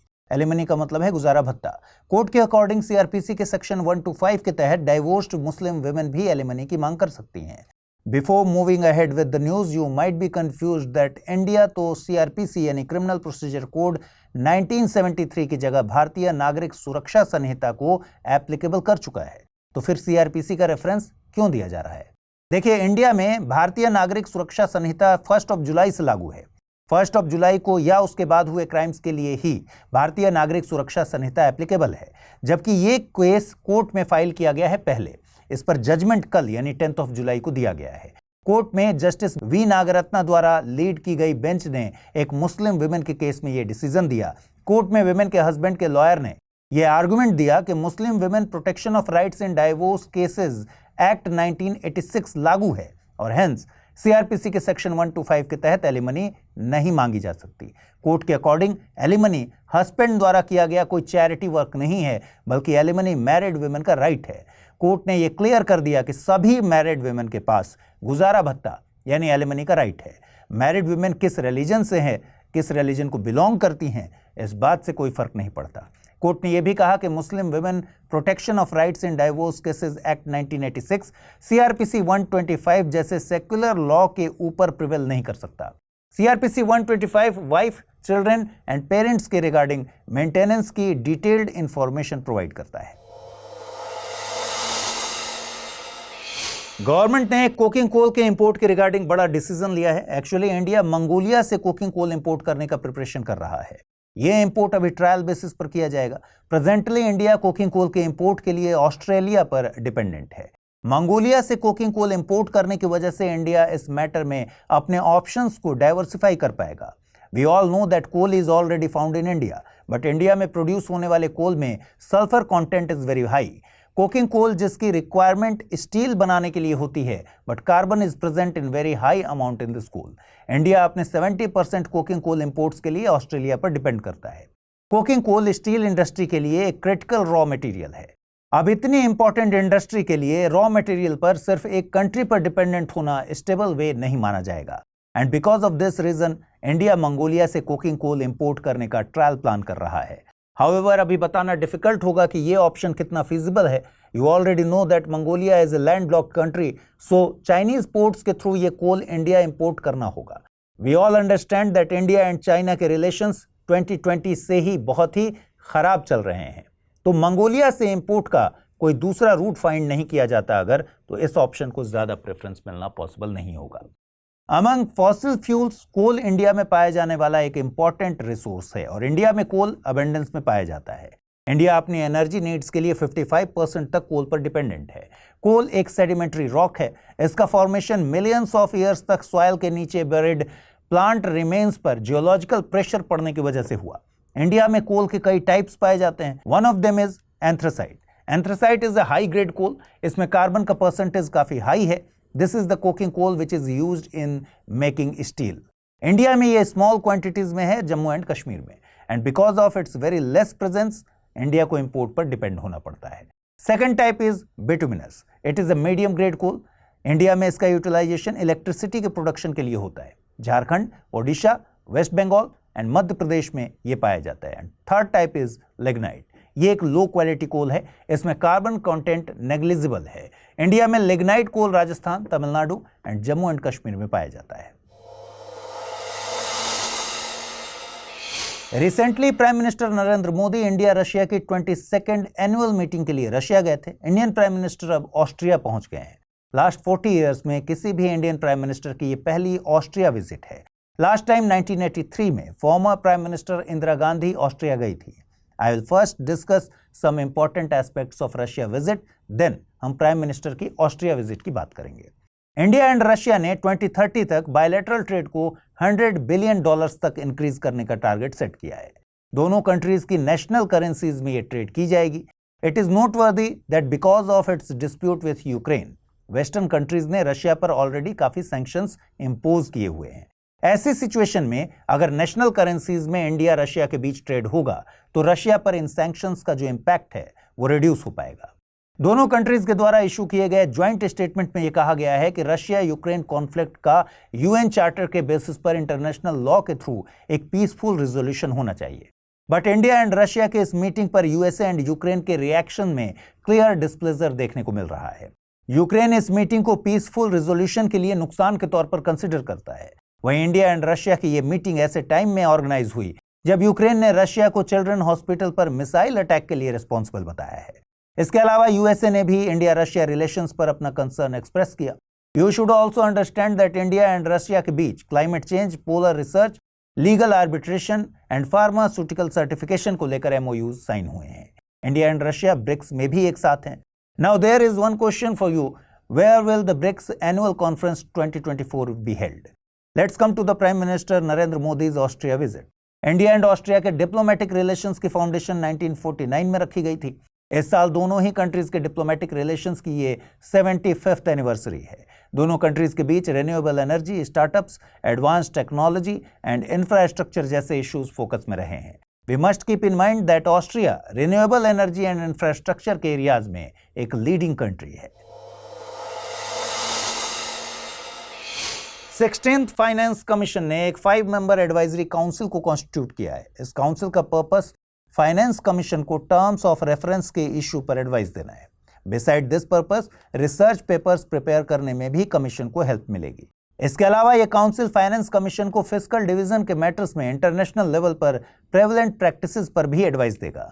National council of applied economic research के डायरेक्टर जनरल पूनम गुप्ता इस काउंसिल की कन्वेनर होंगी। अर्न्स्ट एंड यंग ईवाई के chief policy adviser DK Srivastava, Axis bank के chief economist Nilkanth Mishra, HSBC के chief India economist Pranjul Bhandari and bank of America के India head Rahul Bajoria इस council के मेंबर्स हैं। फाइनेंस कमीशन कॉन्स्टिट्यूशन के आर्टिकल 280 के तहत एक कॉन्स्टिट्यूशनल बॉडी है। In every 5 years president of India finance commission को कॉन्स्टिट्यूट करते हैं। कमीशन अपनी रिपोर्ट प्रेसिडेंट को सबमिट करती है। इस कमीशन का काम सेंटर एंड स्टेट्स के बीच टोटल टैक्सेस के डिवीजन को रिकमेंड करना है। स्टेट्स को दिए जाने वाले ग्रांट्स एंड एड्स के रिगार्डिंग भी ये कमीशन अपनी रिकमेंडेशंस देती है। फाइनेंस कमीशन की रिकमेंडेशंस एडवाइजरी होती हैं। गवर्नमेंट के ऊपर इन रिकमेंडेशंस को इंप्लीमेंट करने की कोई ऑब्लिगेशन नहीं है। फिस्कल फेडरलिज्म को बैलेंस करने में finance commission important role play करता है। फाइनेंस कमीशन को यूनियन एंड स्टेट्स के बीच टैक्सेस से आने वाली नेट इनकम को डिस्ट्रीब्यूट करवाना होता है। फाइनेंस कमीशन सजेस्ट करती है कि इसमें स्टेट्स को कितना शेयर दिया जाना है।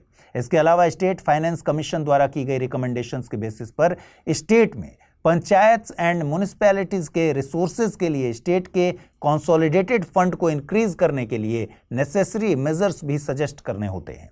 16th फाइनेंस कमीशन को डिजास्टर मैनेजमेंट एक्ट 2005 के तहत कॉन्स्टिट्यूट हुए फंड्स के रिस्पेक्ट में किए गए एलोकेशंस को भी रिव्यू करना है। You should know that the first finance commission was formed in 1951। केसी नियोगी इसके प्रेसिडेंट थे। It is noteworthy that central government ने 16th फाइनेंस कमीशन के चेयरमैन की पोजीशन पर नीति आयोग के फॉर्मर वाइस चेयरमैन अरविंद पनगरिया को अपॉइंट किया है। ऋत्विक रंजनम पांडे को इस कमीशन का सेक्रेटरी अपॉइंट किया गया है। 16th फाइनेंस कमीशन अपनी रिपोर्ट 31 अक्टूबर 2025 तक सबमिट करेगी। Now it's time to see the terms of the day. Term of the day में आज है जेनोफोबिया। जेनोफोबिया का लिटरल मीनिंग होता है fear of an unknown person from a foreign country. यहां फियर का मतलब यह है कि पहले से ही यह बिलीव करना कि दूसरी कंट्री का पर्सन हमारे कल्चर एंड आइडेंटिटी को थ्रेटन कर सकता है। इसे ऐसे समझिए कि जब फॉरेनर्स इंडिया आते हैं और यहाँ काम करने लगते हैं तो इंडियंस को ये फील होगा कि foreigners Indian culture and identity को डोमिनेट कर रहे हैं। ड्यू टू दिस कंट्री में ऐसा एनवायरनमेंट क्रिएट हो जाएगा कि फॉरेनर्स यहाँ काम नहीं कर पाएंगे। आइए देखें रैपिड न्यूज में क्या है खास। सुकिंदा वैली के ग्राउंड वाटर में क्रोमियम पॉल्यूशन इंक्रीज होता जा रहा है। एनजीटी यानी नेशनल ग्रीन ट्रिब्यूनल के ऑर्डर्स पर फॉर्म हुई ज्वाइंट कमेटी ने इस पर अपनी रिपोर्ट प्रेजेंट की है। इस रिपोर्ट के अकॉर्डिंग सुकिंदा वैली में 9 प्लेसेस पर लिए गए ग्राउंड वाटर सैंपल्स में क्रोमियम प्रेजेंट था। You should know that around 97% of India's chromite ore reserves are in Sukinda valley in Odisha. ये वर्ल्ड की largest open cast chromite ore mines में से एक है। ड्यू टू दिस रीजन यहाँ surface water and drinking water में chromium की presence के एविडेंस मिलते हैं जो नेशनल एंड इंटरनेशनल स्टैंडर्ड्स के डबल से भी ज्यादा है। PMSTIAC यानी prime minister science technology and innovation advisory council की 25th मीटिंग ऑर्गेनाइज हुई। इस मीटिंग में इंडिया में कार्बन कैप्चर के यूज एंड स्टोरेज के साथ कार्बन क्रेडिट पर भी डिस्कशन हुआ। ये इसलिए भी इंपॉर्टेंट हो जाता है क्योंकि इंडिया ने 2030 तक एमिशन इंटेंसिटी में 45% रिडक्शन का टारगेट सेट किया है। 2070 तक नेट जीरो अचीव करने का गोल भी सेट किया गया है। यहाँ कार्बन कैप्चर का मतलब कार्बन डाइऑक्साइड को कैप्चर एंड स्टोर करना है। इसे commonly cement, power and steel plants जैसे इंडस्ट्रियल एस्टेब्लिशमेंट्स में अप्लाई किया जाता है। You should also know that carbon credit एक ट्रेडेबल सर्टिफिकेट होता है और ये सर्टिफिकेट उन प्रोजेक्ट से ऑब्टेन होता है जहां किसी ऑर्गेनाइजेशन या कंपनी ने ग्रीन हाउस गैस एमिशंस में रिडक्शन किया। आनंद मैरिज एक्ट के तहत सिख मैरिजेस के रजिस्ट्रेशन एंड इम्प्लीमेंटेशन पर डिस्कस करने के लिए एक मीटिंग ऑर्गेनाइज हुई। इस मीटिंग को नेशनल माइनॉरिटीज कमीशन ने ऑर्गेनाइज किया। आनंद मैरिज एक्ट एक ऐसा लॉ है जो सिख्स को एक सेपरेट एक्ट के तहत अपनी मैरिजेस को रजिस्टर करने की परमिशन देता है। ये सिख मैरिज सेरेमनी, जिसे आनंद कारज कहा जाता है, उसे रिकॉग्निशन या मान्यता देता है। आनंद मैरिज एक्ट की हिस्ट्री 1909 से शुरू होती है, जब ब्रिटिश इंपीरियल लेजिस्लेटिव काउंसिल ने सिख मैरिज सेरेमनी आनंद कारज को रिकॉग्नाइज करने के लिए एक लॉ पास किया था।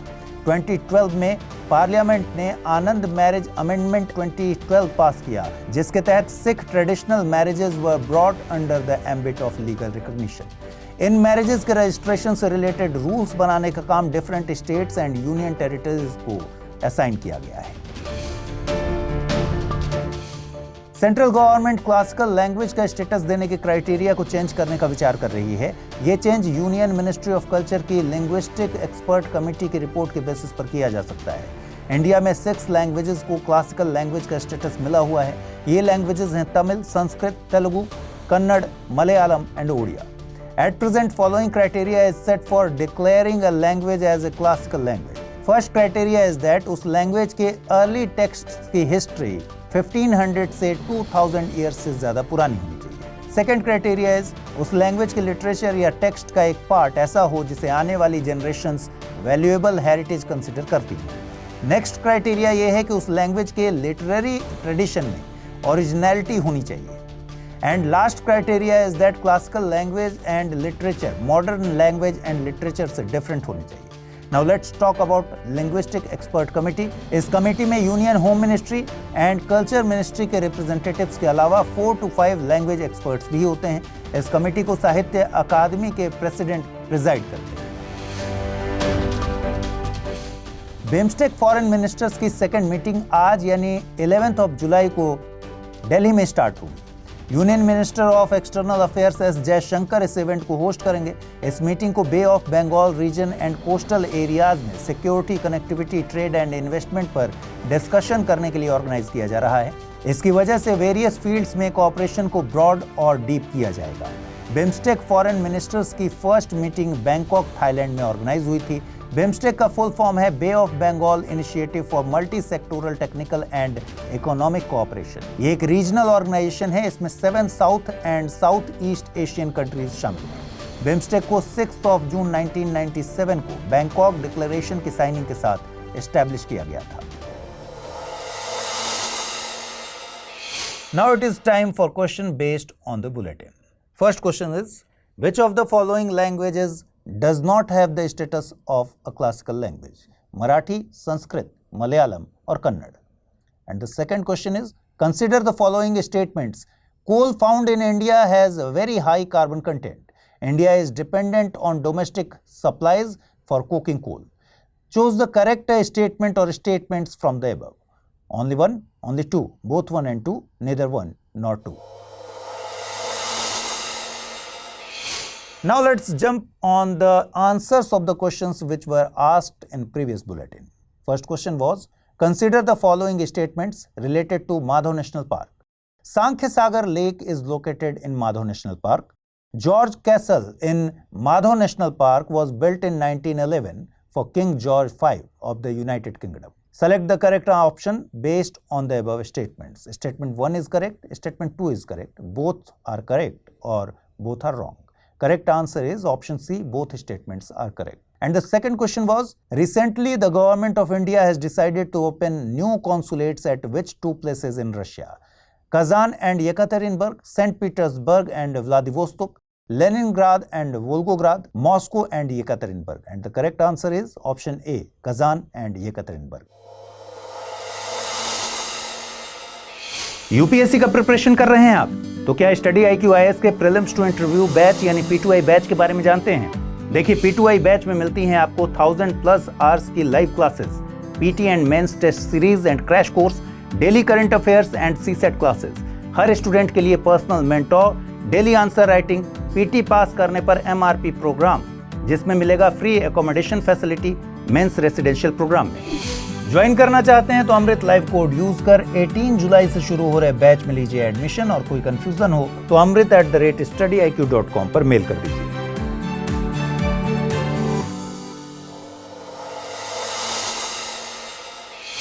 उत्तर प्रदेश में सारस क्रेन्स की पॉपुलेशन इंक्रीज हो रही है। जून 2024 में सारस क्रेन्स की पॉपुलेशन के लिए समर सेंसस ऑर्गेनाइज किया गया था। इसके अकॉर्डिंग सारस क्रेन्स की पॉपुलेशन में 396 का इंक्रीज देखने को मिला है। सेंसस के अकॉर्डिंग सबसे ज्यादा sarus cranes Etawah forest division में रिकॉर्ड हुई हैं। For the first time in a decade Mau forest division में 6 सारस क्रेन्स पाई गई। And you should know that sarus crane is the world's tallest flying bird. Sarus एक सोशल क्रिएचर है जिसे यूजुअली 2, 3 या 4 के ग्रुप में देखा जाता है। इंडियन सबकॉन्टिनेंट में northern and central India, Terai, Nepal and Pakistan में ये पाई जाती हैं। एक समय तक इंडिया के उत्तर प्रदेश, बिहार, राजस्थान, वेस्ट बंगाल, गुजरात, मध्य प्रदेश और असम में इसकी प्रेजेंस बहुत कॉमन थी, बट प्रेजेंटली इनके नंबर्स डिक्लाइन हो रहे हैं। इंडिया में सारस क्रेन्स 15 to 20,000 के अराउंड हैं। इसकी सबसे ज्यादा पॉपुलेशन उत्तर प्रदेश में है। सारस क्रेन्स को उत्तर प्रदेश के स्टेट बर्ड का स्टेटस भी मिला हुआ है। सारस क्रेन्स ह्यूमंस के साथ को एग्जिस्ट करने के लिए मानी जाती हैं और इन बर्ड्स की हैबिटेट में open cultivated watery plains, marshy lands and lakes शामिल हैं। ये एरियाज इनके फोर्स, रूस्ट एंड नेस्ट के लिए सुटेबल हैं। यहाँ फोर्स का मीनिंग है फूड सर्च करना। And it is noteworthy that increasing population and desire of development ने सारस क्रेन की हैबिटेट को डिस्ट्रॉय कर दिया है। इनकी पॉपुलेशन इसी रीजन की वजह से डिक्लाइन हो रही है। क्लाइमेट चेंज की वजह से वेटलैंड ड्राई हो रहे हैं, लैंड को एग्रीकल्चर के लिए कन्वर्ट किया जा रहा है और ओपन लैंड को housing, colonies, highways and railway lines में कन्वर्ट किया जा रहा है। Sarus crane Wildlife Protection Act 1972 के शेड्यूल 4 में लिस्टेड है। इसे IUCN रेड लिस्ट में वनरेबल की कैटेगरी में लिस्ट किया गया है। इलाहाबाद हाई कोर्ट ने right to freedom of religion पर अपना एक ऑब्जर्वेशन दिया है। एक्चुअली कोर्ट ने ये ऑब्जर्वेशन इलीगल रिलीजियस कन्वर्जन के केस में कन्विक्ट की बेल रिजेक्ट करते हुए दी है। इस इंडिविजुअल को Uttar Pradesh prohibition of unlawful conversion of religion act 2021 के सेक्शन 3 एंड 5.1 के तहत गिल्ट कंसीडर किया गया है। इस एक्ट का section 3 misrepresentation, force, fraud, undue influence, coercion and allurement के ग्राउंड पर एक रिलीजन के दूसरे रिलीजन में कन्वर्जन को प्रोहिबिट करता है। कोर्ट ने इस केस में कहा है कि कॉन्स्टिट्यूशन द्वारा दिए गए राइट टू रिलीजन फ्रीडम के तहत इंडिविजुअल को अपने रिलीजियस बिलीफ्स को प्रैक्टिस, प्रोफेस एंड प्रोपगेट करने की फ्रीडम है, बट इस राइट को रिलीजियस कन्वर्जन के कलेक्टिव राइट के रूप में कंसीडर नहीं किया जा सकता। इसका मतलब यह है कि अपने रिलीजन में कन्वर्ट करने जैसी एक्टिविटीज को right to freedom of religion में इंक्लूड नहीं किया जा सकता। Let us try to understand हमारे कॉन्स्टिट्यूशन में राइट टू रिलीजियस फ्रीडम के बारे में क्या कहा गया है। इंडियन कॉन्स्टिट्यूशन का article 25 freedom of conscience and unrestricted profession, practice and propagation of religion की बात करता है। इस आर्टिकल के through right to freedom of religion public order, morality and health के इंटरेस्ट्स में लगाए गए रिएक्शंस के तहत मिलता है। इसका मतलब यह है कि इंडिविजुअल्स को अपना रिलीजन प्रैक्टिस करने का राइट तो दिया गया है, पर इसे सोसाइटी की हार्मोनी में या तो दूसरे इंडिविजुअल्स के वेल बीइंग में इंटरफेरेंस नहीं करना चाहिए। Recently prime minister Narendra Modi Russia and Austria की विजिट पर थे। हमने कल की न्यूज रिपोर्ट में आपके साथ रशिया विजिट के कुछ इंपॉर्टेंट एस्पेक्ट्स को डिस्कस किया था। इंडियन प्राइम मिनिस्टर की ऑस्ट्रिया विजिट भी अब कंक्लूड हो चुकी है। ऑस्ट्रिया एंड इंडिया ने ग्रीन हाइड्रोजन को लेकर कोऑपरेट करने के लिए एग्री किया है। इंडिया एंड ऑस्ट्रिया दोनों ही United Nations framework conventions on climate change में पार्टीज हैं। दोनों ही कंट्रीज ग्लोबल वार्मिंग रिड्यूस करने के लिए कमिटेड हैं। इसके तहत गवर्नमेंट ऑफ ऑस्ट्रिया की hydrogen strategy and government of India के नेशनल ग्रीन हाइड्रोजन मिशन को साथ लेकर काम करने पर डिस्कशन हुआ है। ग्रीन हाइड्रोजन को रिन्यूएबल एनर्जी का यूज करके इलेक्ट्रोलिसिस के थ्रू वाटर से प्रोड्यूस किया जाता है। इसमें हाइड्रोजन एंड ऑक्सीजन प्रोड्यूस होते हैं। इसका कोई भी बाय प्रोडक्ट ऐसा नहीं है जो एनवायरनमेंट के लिए हार्मफुल हो। वहीं NGHM यानी नेशनल ग्रीन हाइड्रोजन मिशन का एम ग्रीन हाइड्रोजन के प्रोडक्शन और एक्सपोर्ट में इंडिया को ग्लोबल हब बनाना है। इसके तहत 2030 तक हर साल 5 million metric tonne of green hydrogen produce करने का टारगेट सेट किया गया है। मोरेवर 1 लाख करोड़ रुपए से ज्यादा के फॉसिल फ्यूल्स में इंपोर्ट में रिडक्शन लाना भी NGHM के गोल्स में इंक्लूड है। And you should know that Austria south central Europe में लोकेटेड है। यूरोप की second longest river Danube Austria की सबसे इंपॉर्टेंट रिवर है और ये रिवर 10 कंट्रीज से पास होती है और ये कंट्रीज हैं Germany, Hungary, Romania, Austria, Serbia, Bulgaria, Croatia, Moldova, Ukraine and Slovakia. Danube river southern Germany से स्टार्ट होती है और फिर रोमानिया से होते हुए ब्लैक सी ज्वाइन कर लेती है। ऑस्ट्रिया एक लैंडलॉक कंट्री है जो अपने border Slovakia, Hungary, Slovenia, Italy, Switzerland and लिechtenstein एंड जर्मनी से शेयर करती है। DRDO ने टेक्नोलॉजी डेवलपमेंट फंड स्कीम के तहत प्राइवेट सेक्टर को 7 न्यू प्रोजेक्ट्स का अप्रूवल दिया है। इन प्रोजेक्ट्स में indigenous scenario and sensor simulation toolkit, under water launched unmanned aerial vehicle, long range remotely operated vehicles for detection and neutralisation, development of ice detection sensor for the aircraft, graphene based smart and e textile for multifunctional vulnerable application and Indian regional navigation satellite system based timing acquisition and dissemination system included है।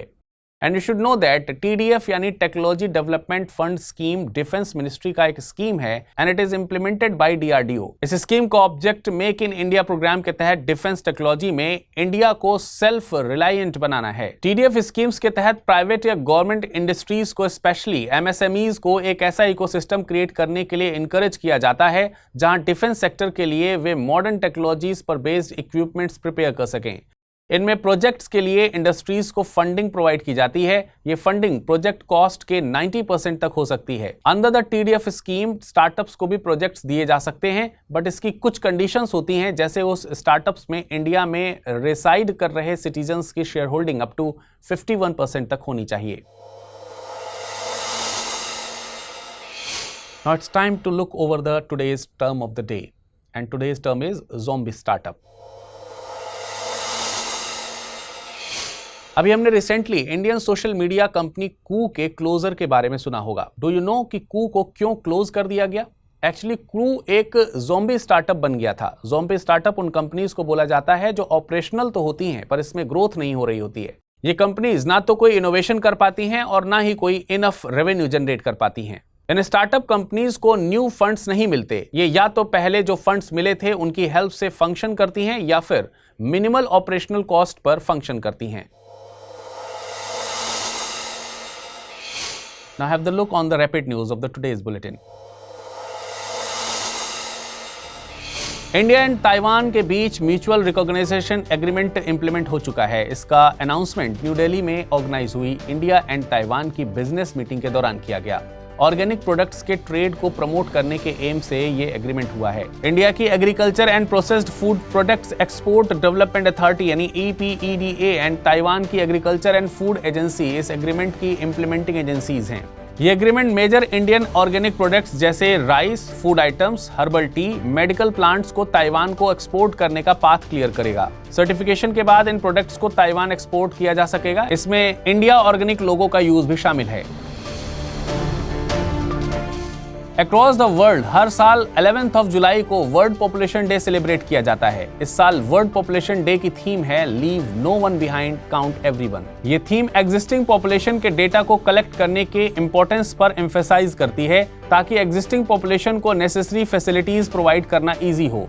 If we talk about its history then 1989 में United Nation Development Programme ने world population day को establish किया था और 11th of July 1990 को first world population day celebrate किया गया था। ये day family planning, gender equality, maternal health etcetera जैसे एस्पेक्ट्स को लाइमलाइट में लाता है। इसके अलावा अवेयरनेस स्प्रेड करने और पॉपुलेशन रिलेटेड चैलेंजेस को टैकल करने के लिए एक प्लेटफॉर्म का भी काम करता है। अरुणाचल प्रदेश में अपर सियांग हाइड्रो पावर प्रोजेक्ट के अगेंस्ट लोकल प्रोटेस्ट कर रहे हैं। ये प्रोजेक्ट सियांग रिवर पर पूरा किया जाना है और इस प्रोजेक्ट के जरिए 11,000 मेगावाट की हाइड्रो पावर कैपेसिटी डेवलप की जाएगी। ये अरुणाचल प्रदेश के अपर सियांग डिस्ट्रिक्ट में सिचुएटेड है। इस प्रोजेक्ट का ऑब्जेक्टिव इलेक्ट्रिसिटी जनरेट करने के साथ साथ ब्रह्मपुत्र रिवर में फ्लड्स मैनेज करना है। इसके साथ ये प्रोजेक्ट स्ट्रेटेजिकली भी बहुत इंपॉर्टेंट है।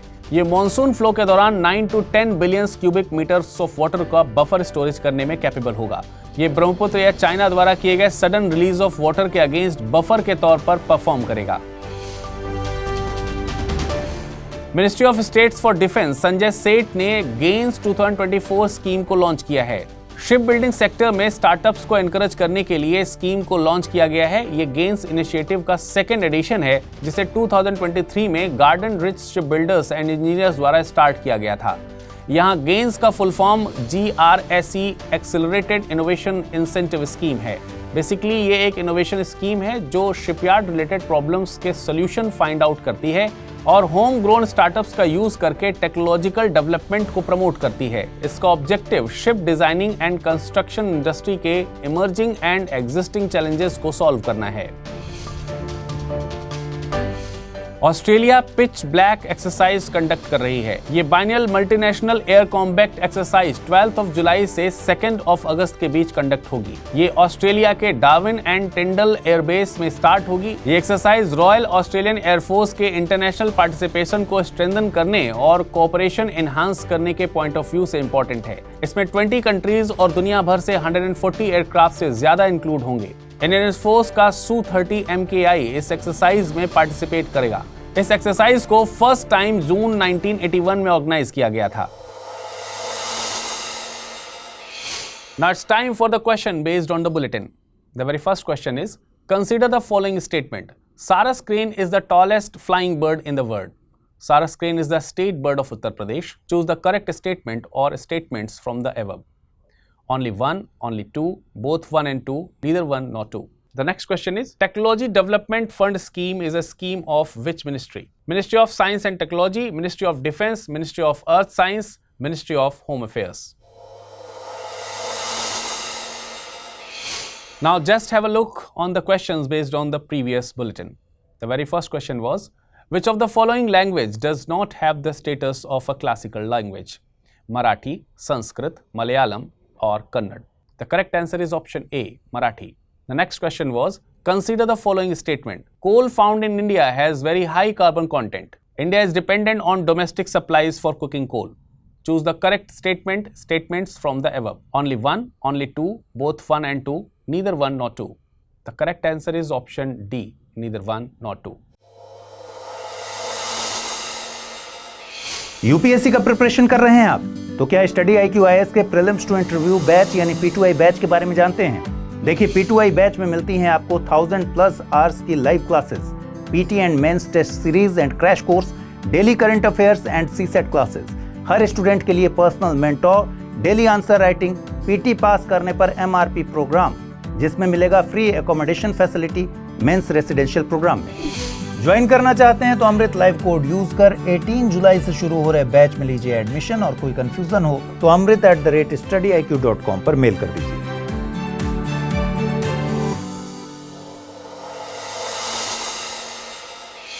12 जुलाई को नाबार्ड का फाउंडेशन डे सेलिब्रेट किया जाता है। नाबार्ड का फुल फॉर्म है national bank for agriculture and rural development. Rural economy को बूस्ट करने में इंस्टीट्यूशनल क्रेडिट का एक इंपॉर्टेंट रोल प्ले करता है। इसे ध्यान में रखते हुए गवर्नमेंट ने मार्च 1979 में श्री B शिवरमन की चेयरमैनशिप में एक कमेटी फॉर्म की थी।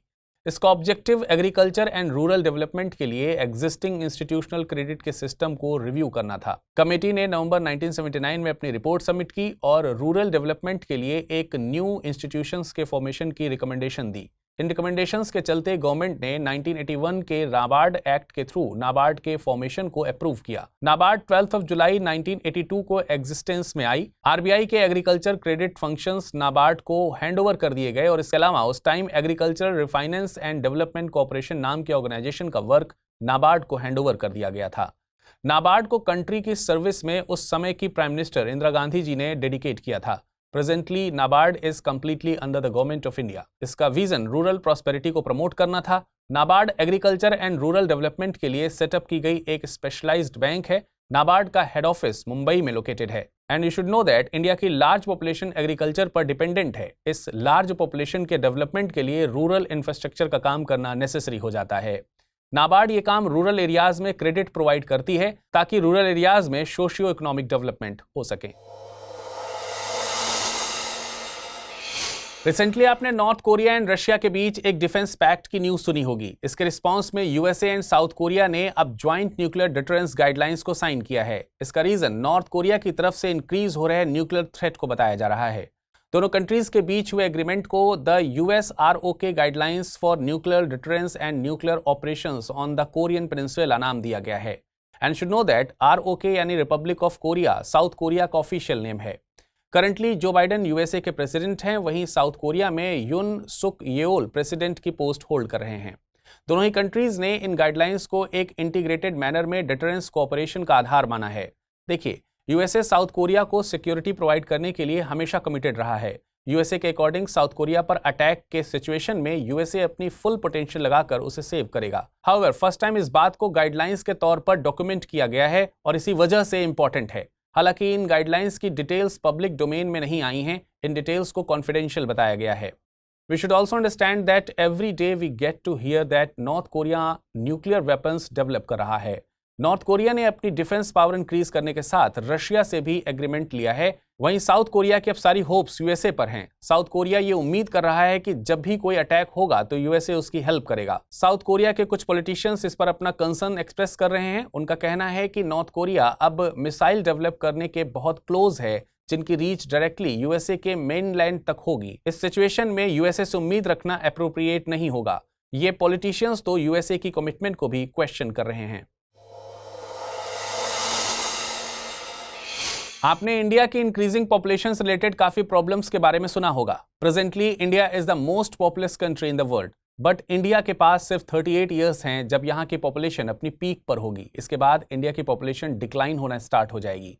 You should know that high population को हमेशा चैलेंज कंसीडर नहीं किया जाता है। जब गवर्नमेंट इस पॉपुलेशन को बेसिक फैसिलिटीज जैसे health, employment and education provide नहीं कर पाती, then it becomes a challenge. अगर गवर्नमेंट इन बेसिक फैसिलिटीज पर काम कर पाती है, देन दूसरी रिसोर्स की तरह पॉपुलेशन भी एक एसेंशियल रिसोर्स बन जाती है और इस रिसोर्स को तो कभी भी दूसरी रिसोर्स से रिप्लेस भी नहीं किया जा सकता।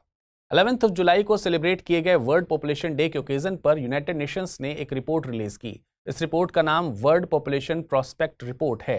इस रिपोर्ट के अकॉर्डिंग इंडिया की पीक पॉपुलेशन 1.701 बिलियन के फिगर तक पहुंचेगी। इंडिया की पॉपुलेशन 2062 तक ये फिगर अचीव कर लेगी और इसके बाद इंडिया की पॉपुलेशन डिक्लाइन होना स्टार्ट हो जाएगी। करेंटली इंडिया 1.451 बिलियन इंडिविजुअल्स के साथ पॉपुलेशन के मामले में वर्ल्ड में फर्स्ट सिचुएशन पर है। चाइना सेकंड पोजीशन पर है। प्रेजेंटली USA पॉपुलेशन के मामले में वर्ल्ड में थर्ड पोजीशन पर है। अकॉर्डिंग टू दिस रिपोर्ट 2054 तक इंडिया एंड चाइना की पोजीशन इंटैक्ट रहेगी, बट पाकिस्तान पॉपुलेशन के रिस्पेक्ट में USA को ओवरटेक करेगा और थर्ड पोजीशन पर आ जाएगा। If you talk about the global scenario, then presently world की टोटल पॉपुलेशन 8.16 बिलियन है। 2083 तक वर्ल्ड पॉपुलेशन 10.2 बिलियन के अराउंड होगी एंड आफ्टर दैट ये डिक्लाइन होना शुरू हो जाएगी। इसके अलावा रिपोर्ट में फर्टिलिटी रेट के रिगार्डिंग वरिंग फिगर्स इमर्ज हुए हैं। रिपोर्ट सेज दैट वर्ल्ड की 50% से ज्यादा कंट्रीज में फर्टिलिटी रेट 2.1 से कम है। फर्टिलिटी रेट 2.1 ये एक ऐसा फिगर है जो सुटेबल पॉपुलेशन के लिए नेसेसरी होता है। फर्टिलिटी रेट 2.1 के फिगर को रिप्लेसमेंट रेट कहा जाता है। And should know that TFR यानी टोटल फर्टिलिटी रेट का मतलब होता है average number of lives birth till the end of women's child bearing age. World population prospect reports के according China, Italy, South Korea and Spain जैसी कुछ countries में fertility rate 1.4 तक पहुंच गया है।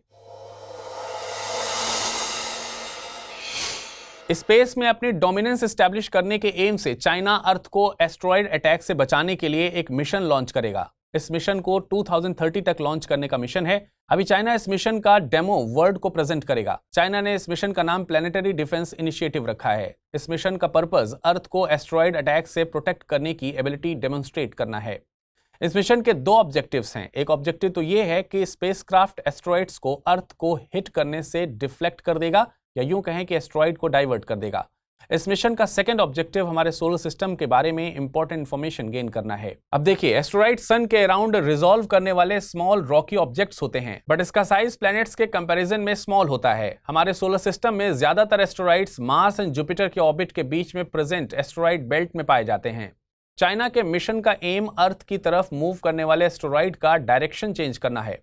चाइना ने इसके टारगेट के लिए एक नियर अर्थ ऑब्जेक्ट 2015 XF261 को चूज किया है जो एक 30 मीटर वाइड एस्टेरॉइड है। It is noteworthy that climate change के बाद सेकेंड बिगेस्ट थ्रेट एस्टेरॉइड का अर्थ को हिट करना है। एस्टेरॉइड का अर्थ को हिट करना कितना डेंजरस है, इसका अंदाजा इस बात से चलता है कि साइंटिस्ट कम्युनिटी ये क्लेम करती है कि अर्थ से डायनासोर्स का एक्सटिंक्शन एस्टेरॉइड के कोलिजन की वजह से हुआ था। इसके पहले 2022 में नासा ने डार्ट यानी डबल एस्टेरॉइड रिडायरेक्शन टेस्ट के थ्रू एक एस्टेरॉइड डाइमॉर्फस का डायरेक्शन चेंज किया था।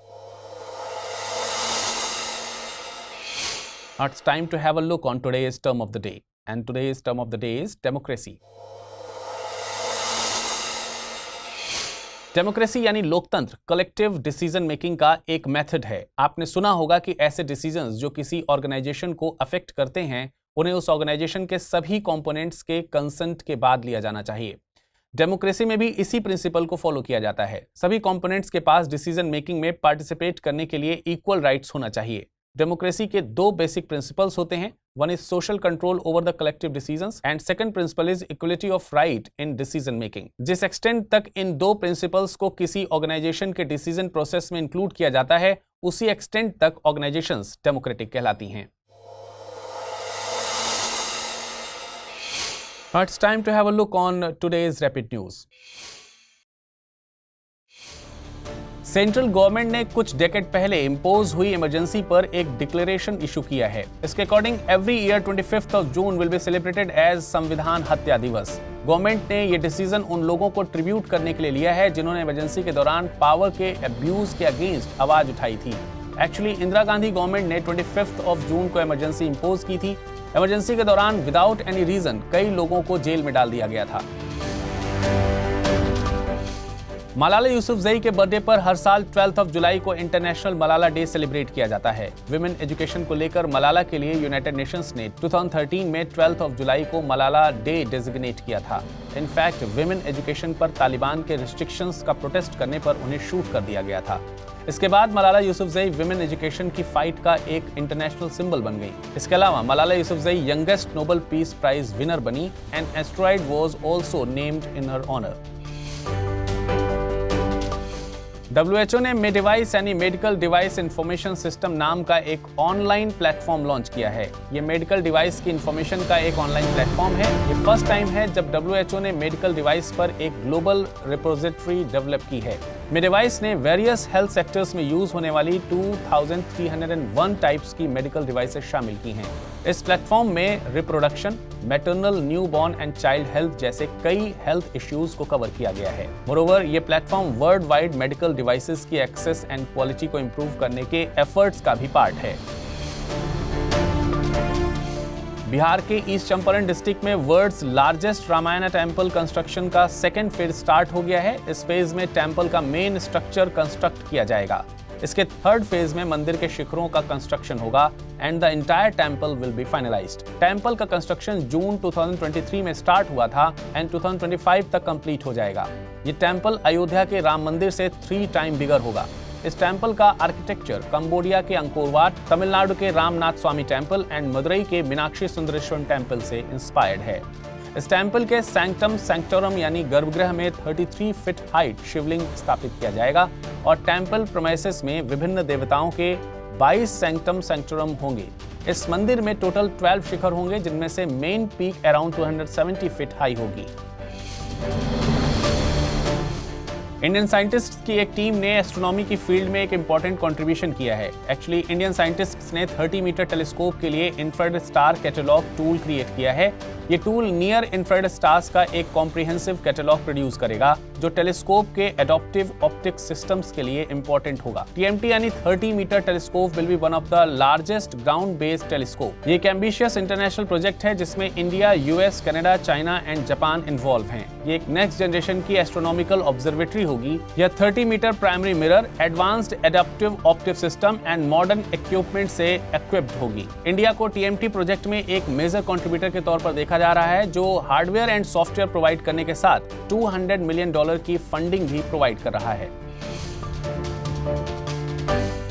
डिजिटल इकोनॉमी पर United Nations trade and development ने एक रिपोर्ट रिलीज की है। ये report global digital economy and environment के बीच कनेक्शंस एंड डेवलपमेंट्स को हाईलाइट करती है।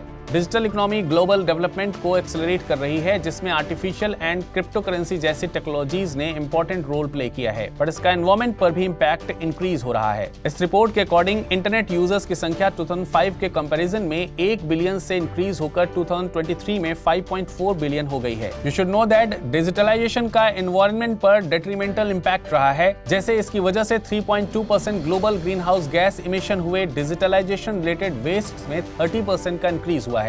डिजिटलाइजेशन ने ज्यादा एनर्जी कंजम्पशंस के साथ वाटर की रिक्वायरमेंट को भी इंक्रीज किया है।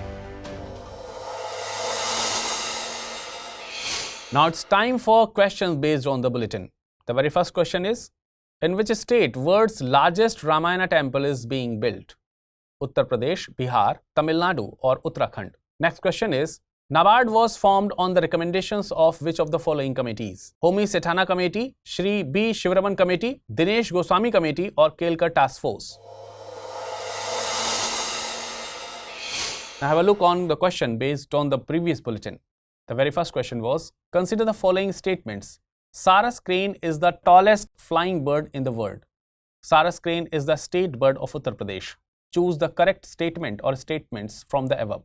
Only one, only two, both one and two, neither one nor two. The correct answer is option number C, both one and two. The next question was, Technology Development Fund Scheme is a scheme of which ministry? Ministry of Science and Technology, Ministry of Defense, Ministry of Earth Sciences, Ministry of Home Affairs. The correct answer is option B, Ministry of Defense.